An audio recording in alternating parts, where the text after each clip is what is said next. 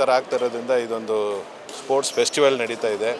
ಇದರಲ್ಲಿ ರಾಜಕಾರಣಿ, ಆಫೀಸರು, ಸಿನಿಮಾದವರು, ಹಾಡು ಹೇಳೋರು ಇದರ ಯಾವುದೇ ಇಲ್ಲ. ಇಲ್ಲಿ sports is above board.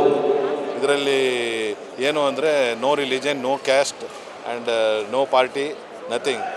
So ಅದಕ್ಕೆ ಸ್ಪೋರ್ಟ್ಸ್ ಅನ್ನೋದು. ಅದರಿಂದ ನಾನು ನೋಡಿಬಿಟ್ಟು ಭಾಳ ಸಂತೋಷ ಆಯಿತು. ಇನ್ನು ಮುಂದಿನ ವರ್ಷದಲ್ಲಿ ಇನ್ನೂ ಚೆನ್ನಾಗಿ ಮಾಡಲಿ ಅಂತೇಳಿ ಹೇಳ್ತೀನಿ. ಸರ್, ಬೀಯಿಂಗ್ ಅ ಪೊಲಿಟಿಷಿಯನ್, ನೀವು ಸ್ಪೋರ್ಟ್ಸ್ಗೆ ಎಷ್ಟು ಇಂಪಾರ್ಟೆನ್ಸ್ ಕೊಡ್ತೀರಾ? ನಿಮ್ಮ ಪರ್ಸನಲ್ ಫೇವರೇಟ್ ಸ್ಪೋರ್ಟ್ ಯಾವುದು?